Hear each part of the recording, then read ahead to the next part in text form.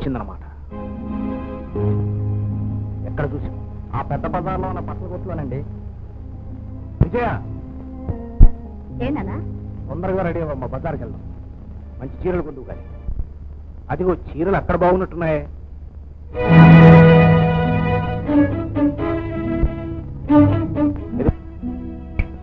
నిన్నే మీ కొట్టు మొత్తంలో ఖరీదైన చీరలు చూపించు. ఈవిడెవరో తెలుసా? డాక్టర్ మధుబాబు గారి భార్య, నా కూతురు. మా అంతస్తుకు తగిన చీరలు చూపించు.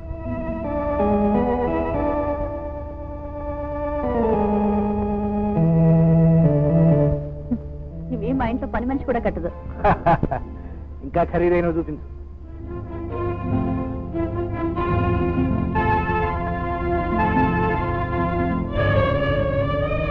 నాన్న,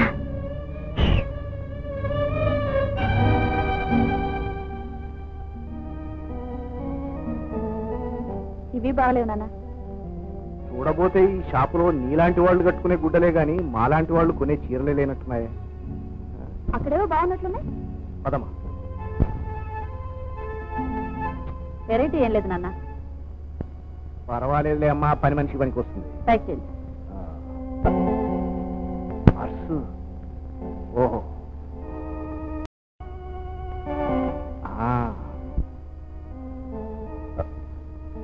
ఇందులో కొంత డబ్బు తగ్గిందే. ఇంకా 200 ఉండాలి. అదేమిటి నాన్న, సరిగా చూడు. ఎన్ని సంతేనమ్మా? ఏమిటి సార్, ఏమైంది? డబ్బయ్యా, నాకు బాగా గుర్తు. బ్యాంకులో 1000 రూపాయలు రాజేసి ఇక్కడికే వచ్చాను. చీరలు చూస్తూ చూస్తూ పర్సు కూడా ఇక్కడే మర్చిపోయాను. ఇక్కడే ఏమవుతుందండి? ఏమవడం ఏమిటయ్యా, డబ్బు పోయింది అంటుంటాను. ఇదిగో అమ్మాయి, నువ్వు తీసావా? లేదండి. లేదా? ఇక్కడ ఉన్నది నువ్వు కాక మేము తీసావంటావా? చూస్తూ ఊరుకుంటావేటయ్యా, నిలదీశాడు. ఏమమ్మా, నిజం చెప్పు, నువ్వు తీసావా? బాబు గారు, నా బిడ్డల మీద ఒట్టేసి చెప్తున్నాను, నేను ఆ పర్సే చూడలేదండి. తీసిన వాళ్ళు తీసినట్టు ఒప్పుకుంటారా? జాకెట్లోనో చీరకొచ్చులో దాచి ఉంటుంది, వెతికించు. ఏమండి, పాపకు మాట్లాడకండి. నేను మీ డబ్బు తీయలేదు. బాబు గారు, నాకేం తెలియదు. నేను మీ డబ్బు తీయలేదండి. కుమారి, ఈ అమ్మాయి లోపల గదిలో తీసుకెళ్ళేకండి. బాబు గారు, ఆ దేవుడి మీద ఒట్టేసి చెప్తున్నాను, నిజంగా నేను వారి డబ్బు తీయలేదండి. ఆయన నా మీద కావాలని నింద మోపుతున్నారు. చూసావటయ్యా, ఊళ్ళో వాళ్ళ మీద అపనిందలు వేయడం నాకేమైనా సరదా? ఏదో తెలిసిన వాడు కదా నీ కొట్టుకొస్తే ఇలా అడ్డమైన వాళ్ళతో నాన్న మాటలు అనిపిస్తా. చిచ్చి, అసలు ఇలాంటి చోట రావడం నాదే బుద్ధి తక్కువ. పదమ్మా. మీరుండండి సార్, అలా చూస్తూ ఉంటున్నారే, తీసుకెళ్ళండి. బాబు గారు, బాబు గారు, అమ్మా విజయ, నువ్వైనా చెప్పమ్మా. విజయ, విజయ, అమ్మా విజయ, నువ్వైనా చెప్పమ్మా. బాబు గారు, నేను డబ్బు తీయలేదు. బాబు గారు, అమ్మా విజయ, అమ్మా వదిలేండి అమ్మా. నాకేం తెలీదమ్మా.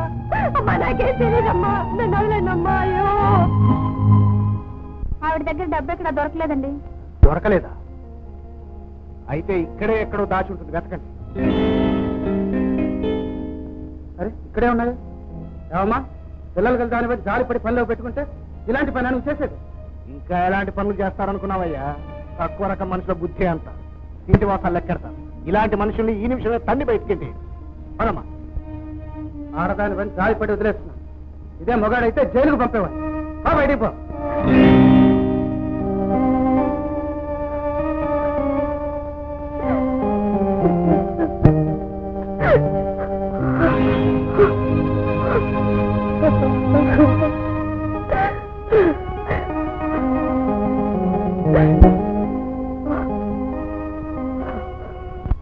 నేను చదువుకోకపోతే అన్నయ్య నేను క్షమించడన్నావు.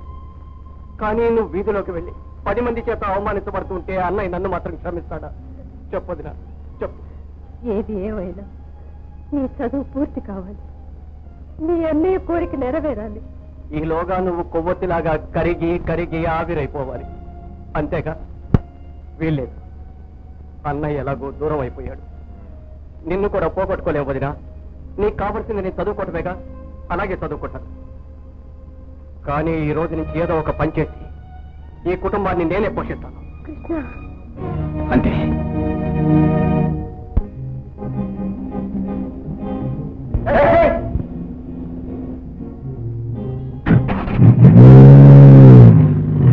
ఎక్కడికి పోవాలి సార్? పదవి చెబుతాను. సరే.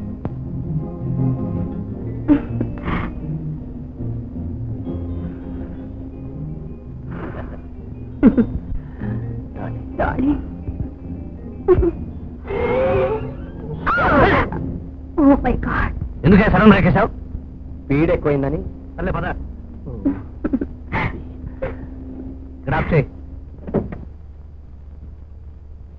మరి నువ్వు రావా డార్లింగ్? ఓ బంగారు పిచ్చుక దగ్గరికి వెళ్ళాలి డార్లింగ్.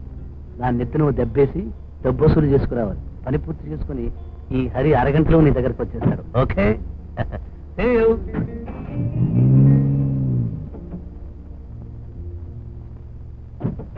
ఈ హరి 5 నిమిషాల్లో వచ్చేస్తాడు. నువ్వా? నా పేరు నువ్వు కాదు, హరి. ఎందుకు వచ్చావు? కాస్త డబ్బు అవసరం వచ్చింది. ఇది అప్పు ఇచ్చే చోటు కాదు. కానీ డబ్బిచ్చే చోటు. హరికి డబ్బు వచ్చే చోటు. నువ్వు అడిగినప్పుడల్లా బెదిరిపోయి నీ ముందు నోట్ల వర్షం కురిపించాలా? నువ్వు చేసిన ఆ చిన్న పనికి ఇచ్చిందే ఎక్కువ. ఓ, నేను చేసింది అంత చిన్న పనే? అదేమంత పెద్ద పనే? చిన్న పని, నిజమే, చాలా చిన్న పని.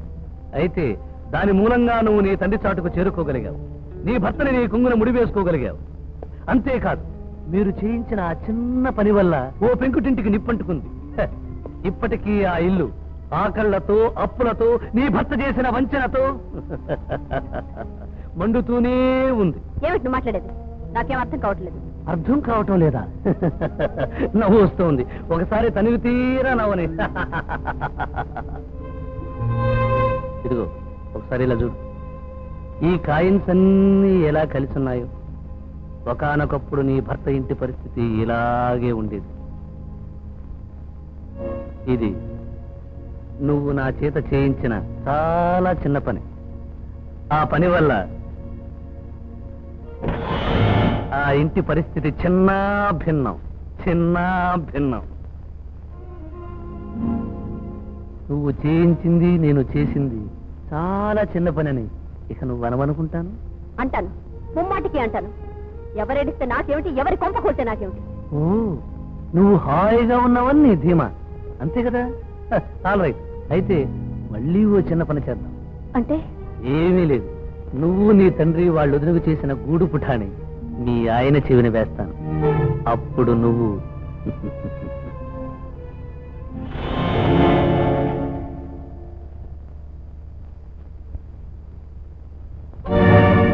నా మాట విను. నీకు ఆ చెమట్లు వద్దు, ఎగశ్వాసలు దిగశ్వాసలు వద్దు. నాకు కావాల్సింది నాకు ఇచ్చేసే నేను వెళ్ళిపోతాను. సరే, డబ్బిస్తాను. ఆయన వచ్చినట్టున్నారు. ఇప్పుడు ఎలా? ఒక నిమిషం గదిలో ఉండు. రమ్మంటుంటే.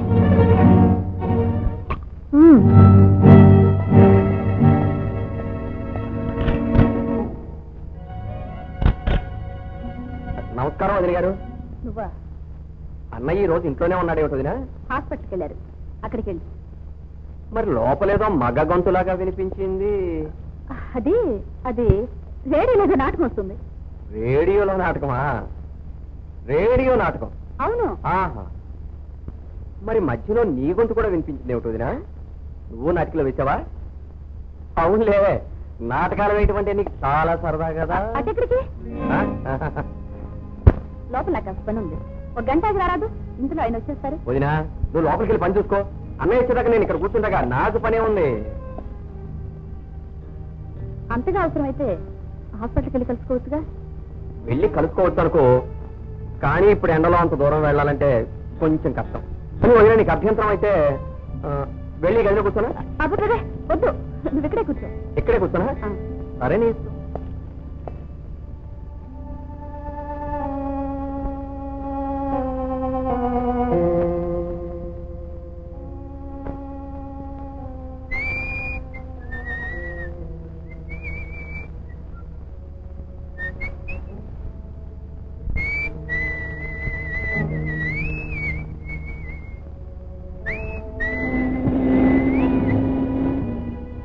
అదిగో కారు వచ్చింది.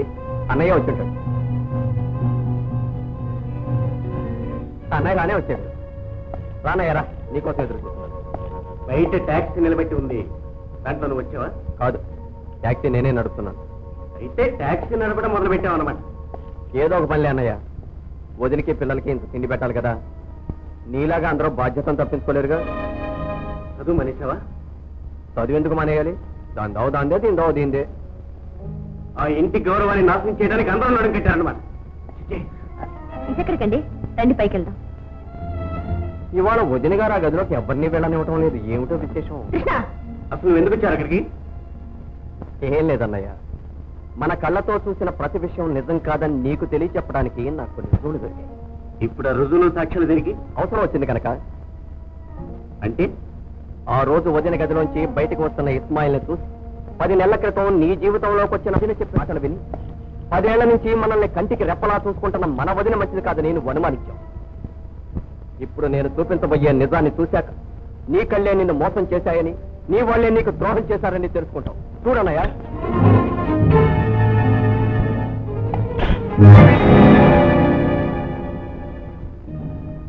ఓ బంగారు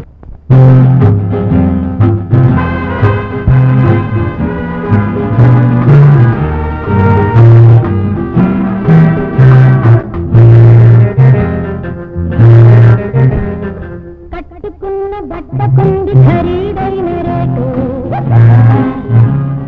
కట్టుకోని పిల్లకుంది అంతకన్న పై రేటు. అంతా రేటుకి లోకంగా తోకుంటా వదబడుతుంది.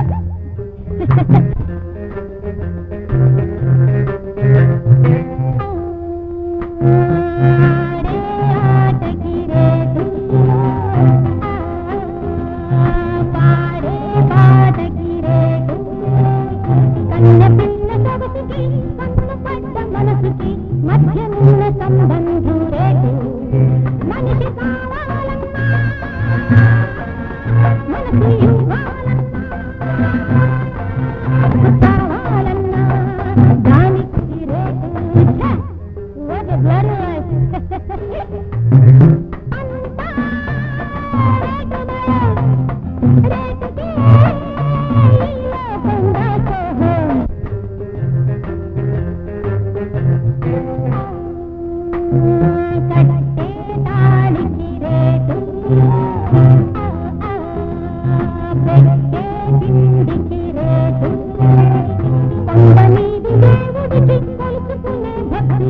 మధ్యనున్న సంబంధం రేటు.